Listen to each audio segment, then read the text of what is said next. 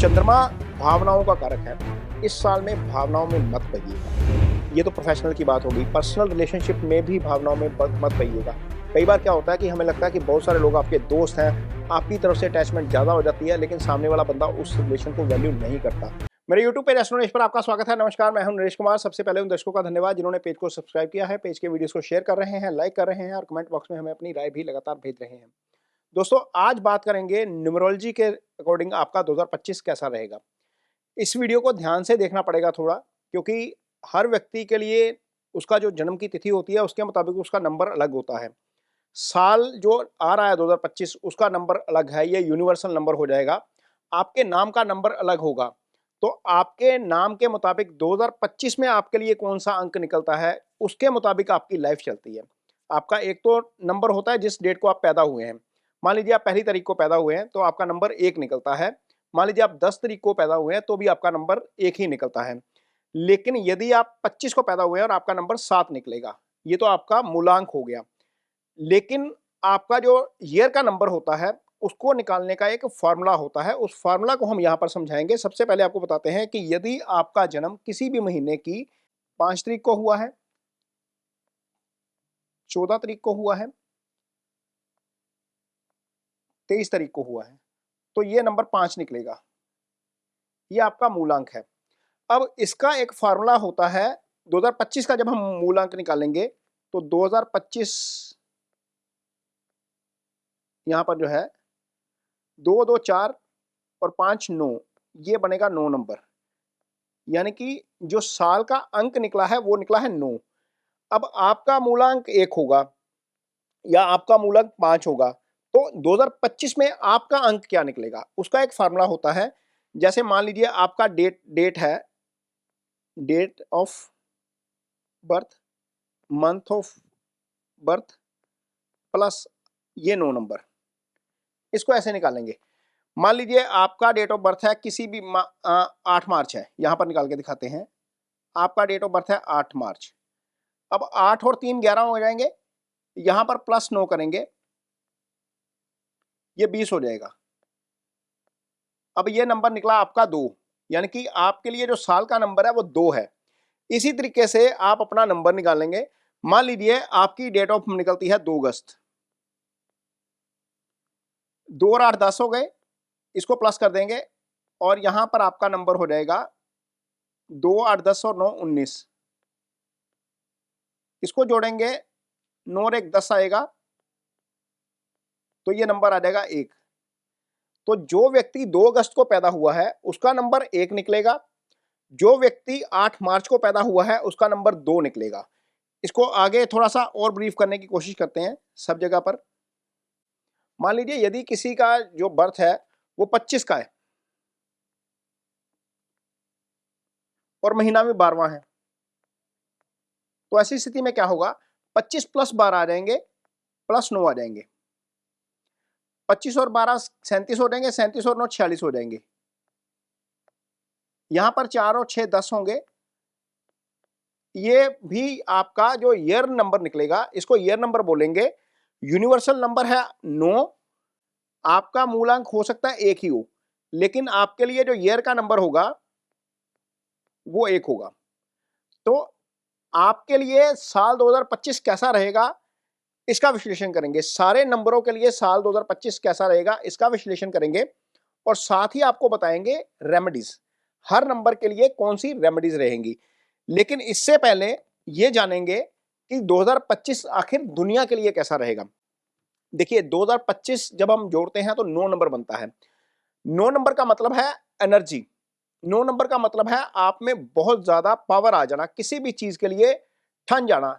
9 number मंगल का number है, मंगल सेनापति है। अब सेनापति है तो अल्टीमेटली बहुत सारी चीजें दुनिया में कन्फ्रंटेशन की ओर जाती हुई नजर आएंगी। जैसे हम देख रहे हैं 2024 में भी बहुत कुछ जो है वो अच्छा नहीं रहा, क्योंकि 2024 8 नंबर शनि का नंबर था।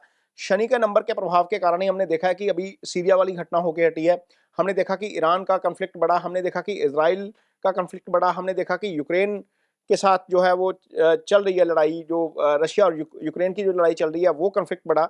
इसी तरह अगले साल ये भी इस कारण बढ़ा ये भी इस कारण बढ़ा क्योंकि मंगल जो नंबर था वो शनि था, लेकिन संवत में जो राजा आ गए, जो संवत इस समय चल रहा है वो मंगल आ गए थे।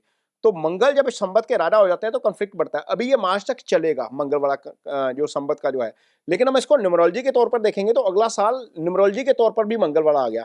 तो मंगल का क्या मतलब है? मंगल का मतलब है बहुत सारी एनर्जी, बहुत सारी ताकत, बहुत सारी फुर्ती, जिसको बोलते हैं ना बहुत तेजी के साथ काम करना। मंगल वो काम करता है, एक जो नंबर 9 आया है वो बहुत इस तरीके का काम करेगा। दुनिया में आप देखेंगे कि बहुत सारी इनोवेशन होती हुई नजर आएंगी। ये इनोवेशन किस सेक्टर में हो सकती है? डिफेंस के सेक्टर में इनोवेशन ज्यादा हो सकती है। ये इनोवेशन मेडिकल के सेक्टर में ज्यादा हो सकती है।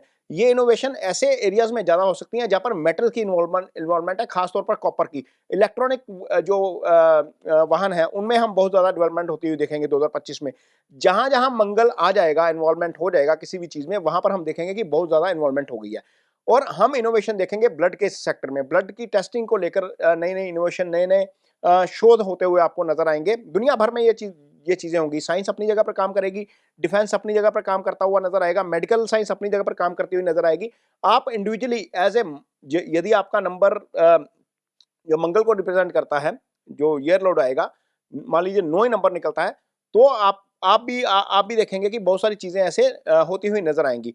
तो 9 नंबर का प्रभाव दुनिया भर में नजर आएगा। मंगल के बारे में ज्योतिष में कहा जाता है मंगल कराए दंगल। मंगल बहुत एनर्जी का भी कारक है, लेकिन मंगल बहुत ज्यादा दंगल भी करवाता है। मंगल खेलकूद को भी रिप्रेजेंट करता है, एनर्जी, क्योंकि एनर्जी है तो खेलकूद देखेंगे हम। तो बहुत सारी चीजें जो है वो स्पोर्ट्स के फ्रंट के ऊपर भी होती हुई नजर आएंगी। लेकिन मोटे तौर के ऊपर ये साल कन्फ्लिक्ट वाला साल रहेगा। कन्फ्लिक्ट होता हुआ नजर आएगा, इकोनॉमिक कन्फ्लिक्ट हो सकता है। आगे हम देखेंगे कि ट्रंप चार्ज ले रहे हैं 20 जनवरी को। उसके बाद दुनिया की क्या इकोनॉमिक सिचुएशन रहती है वो देखने वाली चीज होगी।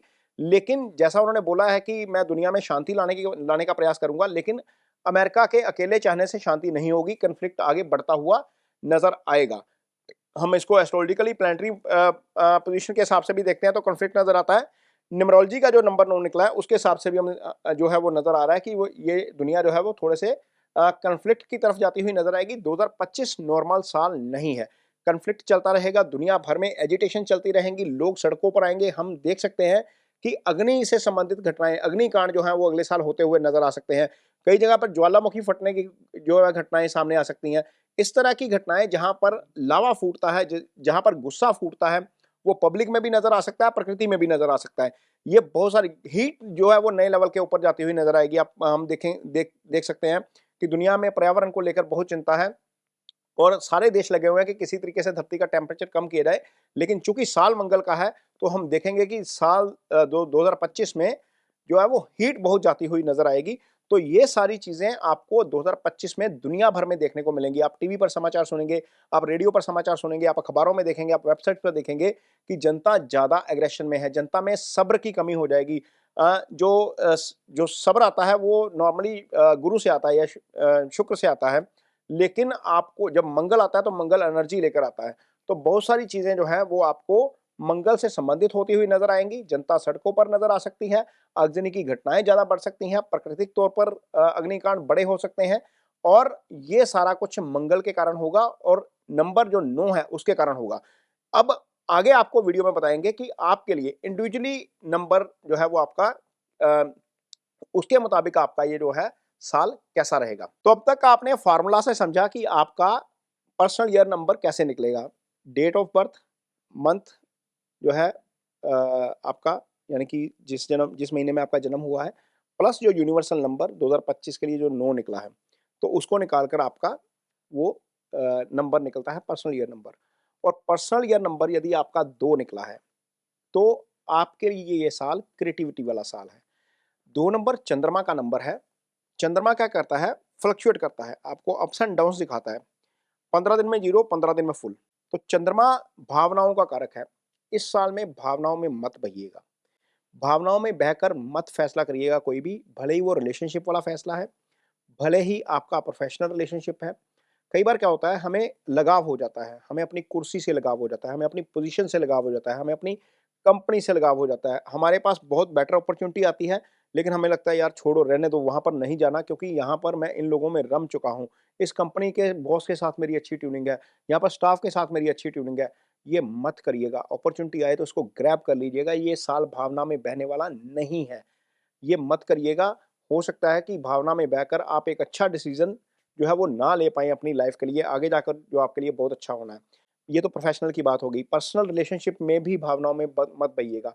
कई बार क्या होता है कि हमें लगता है कि बहुत सारे लोग आपके दोस्त हैं, आपकी तरफ से अटैचमेंट ज़्यादा हो जाती है, लेकिन सामने वाला बंदा उस रिलेशन को वैल्यू नहीं करता। तो इस मामले में भी भावनाओं में बहने का साल ये नहीं है, क्योंकि ये चंद्रमा का साल है।